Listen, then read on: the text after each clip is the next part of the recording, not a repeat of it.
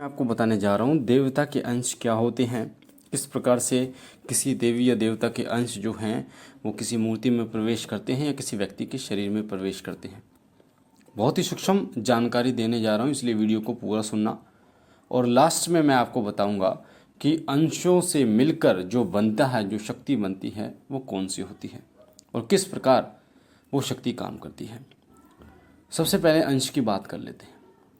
देवता के भी अंश होते हैं और आत्मा के भी अंश होते हैं, क्योंकि सभी आत्माएं जो हैं वो परमात्मा में जाकर विलीन हो जाती हैं एक समय पर। तो एक छोटा सा उदाहरण मैं आपको देता हूँ।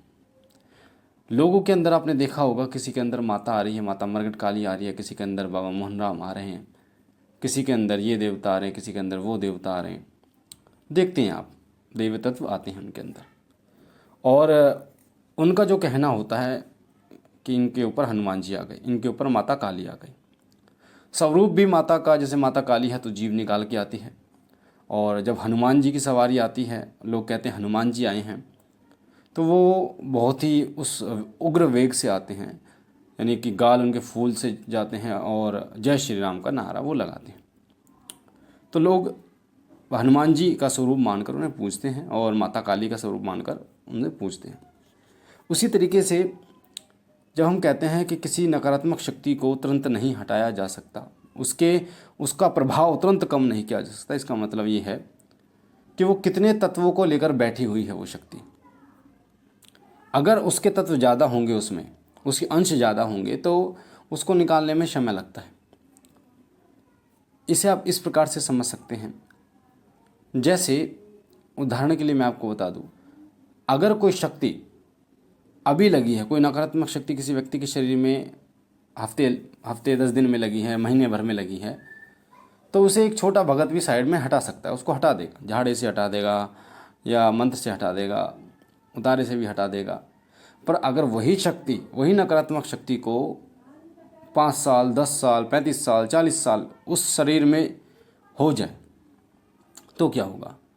होगा ये कि वो नकारात्मक शक्ति उस शरीर में अपनी जगह बना लेती है और अब पूरे शरीर को नियंत्रित कर लेती है, और आपके शरीर के एक सबसे छोटी इकाई, जिसे हम कोशिका कहते हैं, उस तक में वो प्रवेश कर जाती है, आपके खून तक में प्रवेश कर जाती है। और यही वो समय होता है कि वो शुगर, टीबी, मलेरिया और कैंसर जैसी बीमारियां उत्पन्न करने में वो सक्षम हो जाती हैं। तो जब वो कई सालों से हो जाते हैं, 35 साल, 50 सालों से हो जाते हैं, तो वो पूरे शरीर पर कब्जा इसलिए कर लेते हैं क्योंकि उसने अधिकतर अपने जो अंश हैं वो उस शरीर में इकट्ठे कर चुकी होती है। वो उस शरीर में अधिकतर वो अंशों को लेकर बैठी होती है। किसी आत्मा के ज़्यादा अंश नहीं होते। ज़्यादा अंश का मतलब होता है, जैसे देवताओं के अंश होते हैं, करोड़ों अंश होते हैं देवताओं के। हम इन्फिनिटी भी कह सकते हैं, इन्फिनिटी यानी कि कोई अंत नहीं, इतने अंश भी देवताओं के होते हैं। पर जो नकारात्मक शक्तियाँ होती हैं, ऊर्जाएँ होती हैं, ये जो आत्माएँ होती हैं, इनके लिमिटेड अंश होते हैं। उदाहरण के लिए 50 हो गए, 100 अंश हो गए, इतने अंश होते हैं इनके। तो ये जब अपने अंशों को लेकर बैठती हैं, और इनके जब मैक्सिमम इनके अंश हो जाते हैं शरीर के अंदर, तो फिर इन शक्तियों को हटाना किसी छोटे मोटे भक्तों के हाथ की बात नहीं होती, और ये बहुत जल्दी से हटती भी नहीं है। इसलिए आपने देखा होगा, कई लोग कहते हैं गुरुजी हम बहुत से भक्तों पर भटक लिए हैं, किसी ने हमसे 10,000 लिए, किसी ने 14,000 लिए, किसी ने 20,000 रुपये लिए, पर हम ठीक नहीं हुए हैं। उसका कारण ये होता है कि वो उसको छोटी मोटी शक्ति समझकर हटाने की कोशिश करते हैं, और उनका 1-2 अंश वो मार देते हैं, हटा देते हैं। अब होता क्या है, 1-2 अंश, जितने अंश उसके ख़त्म होंगे उतना आपको आराम मिलेगा। तो उनके कोई भगत 5 अंश मार देता है, 10 अंश मार देता है उनके, तो उसको आराम मिलता है, और वो भगत छाती चौड़ा के बोलता है कि मैंने आपको ठीक कर दिया, और आपको भी ऐसा लगता है कि उसने आपको ठीक कर दिया है। पर ऐसा होता नहीं है, क्योंकि उसके सारे अंश जो है वो ख़त्म नहीं हुए हैं। सारे अंश ख़त्म होते हैं, कुछ समय लगता है, और कई प्रक्रियाओं को करना होता है, तब जाके शरीर के कुछ अंश ख़त्म होते हैं। और ये मैं आपको आगे बताऊंगा कि नकारात्मक शक्तियों के सभी अंशों को कैसे ख़त्म किया जा सकता है। आगे की वीडियो में बताऊंगा, इसलिए पूरी वीडियो सुननी है आपको। ये जानकारी बहुत ही गहरी होने वाली है और बहुत ही डीप, बहुत काम की आपके होने वाली है।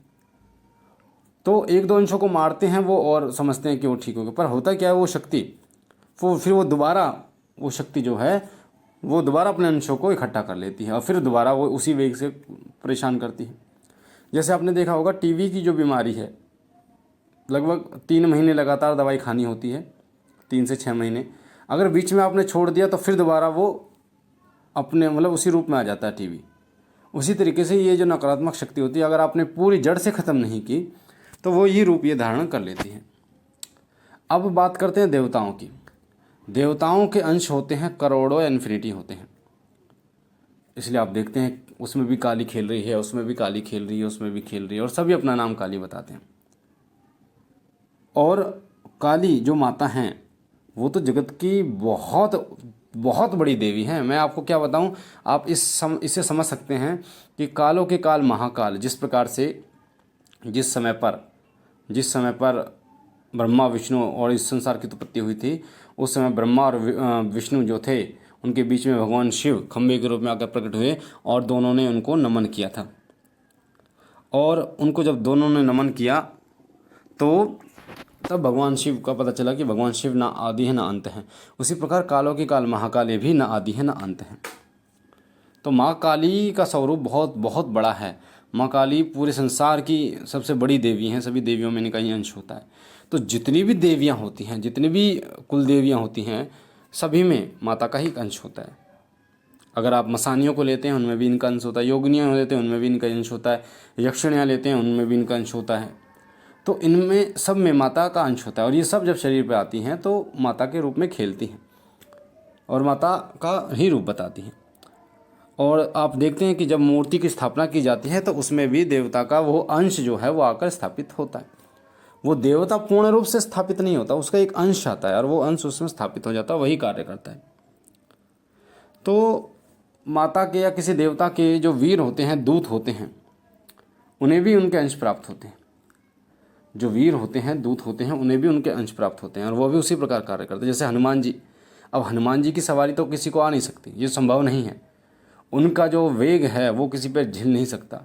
बाली जो रावण को अपनी काख में लगा के 6 महीने भ्रमण किया था, उसने हनुमान जी जब बाली से युद्ध करने के लिए गए तो ब्रह्मा जी ने कहा कि बाली हनुमान जी से क्षमा मांग लो वरना तुम्हारा शरीर फट जाएगा। आधी ऊर्जा हनुमान जी की, आधी क्या 1% ऊर्जा भी ले ली तो हनुमान जी का वेग हम जैसे तुच्छ पापी मनुष्य कहाँ झेल पाएंगे। हमारा शरीर कहाँ इस लायक इस योग्य है जो हनुमान जी हमारे शरीर पर आएंगे। तो हनुमान जी के वीर दूत हमारे शरीर पर आते हैं, हमारे हनुमान जी के वीर आते हैं, दूत आते हैं शरीर पर और वही उद्धार करते हैं और वही कृपा करते हैं। और वो आते वो उसी देवता के ज़रिए हैं जिनकी आप वो उपासना करें। जैसे अगर हनुमान जी की उपासना करेंगे तो हनुमान जी की आज्ञा से वो जाएंगे, हनुमान जी की आज्ञा का पालन करेंगे पूर्ण। अगर माता काली की पूजा करेंगे तो माता के दूत, माता के सेवक, वीर प्राप्त होंगे माता के, तो वो भी माता काली की ही आज्ञा से आपको मिलेंगे और उन्हीं की आज्ञा का पालन करेंगे। तो ये तो रहा दूत कि दूत क्या होते हैं, ये आपको समझ में आ गया कि दूत जो है वो करोड़ों हो सकते हैं, जो अंश होते हैं वो करोड़ों हो सकते हैं किसी भी देवता के। अब मैं आपको एक बात बता दूं कि जैसे भगवान विष्णु हैं, उनके अवतार हुए हैं। अब भगवान विष्णु के अवतार भगवान राम हुए, भगवान कृष्ण हुए, फिर बाबा मोहन राम भी भगवान श्री कृष्ण के अवतार हैं। तो बाबा मोहन राम भगवान श्री कृष्ण का ही एक अंश हैं और भगवान श्री कृष्ण के अंश यानी कि ऐसा नहीं वो एक अंश नहीं है, उनमें भी हज़ारों अंश जो है बाबा मोहन राम में भगवान श्री कृष्ण के हैं। तो उसी प्रकार भगवान अवतरित होते हैं और अपने भक्तों पर कृपा करते हैं। तो अब किसी भी नकारात्मक शक्ति के सारे अंशों को ख़त्म करने का तरीका ये होता है। जैसे उदाहरण मैं आपको हनुमान जी का देता हूँ। आप बालाजी गए, बालाजी में आपको दिक्कत थी, जो भी दिक्कत थी, ठीक है, आप ओसारा बना के लेके गए या आपने नारियल उतार के लेके गए। तो नारियल उतार के जब उसमें लेके गए तो कुछ अंश उसमें नारियल में आ गए और बालाजी में चले गए, कुछ अंश बालाजी ने खींच लिए और बचे कुछ अंश जो हैं वो कैसे ख़त्म होंगे? वो ख़त्म होंगे जब आप बालाजी की जोत जलाओगे घर में अखंड, जब आप पालन करोगे, नियमों का पालन करोगे, जब आप हनुमान चालीसा या मंत्रों का जाप करोगे, तब वो अंश जो है वो धीरे धीरे बालाजी के दूत खींचते रहेंगे, शरीर से खींचते रहेंगे, एकदम ख़त्म नहीं होंगे पर पीड़ा आपके धीरे धीरे ख़त्म हो जाएगी। जो पीड़ा आपको होती थी वो पीड़ा नहीं होगी, उससे कम होगा। और ऐसा भी नहीं होगा बालाजी गए और तुरंत ठीक हो गए।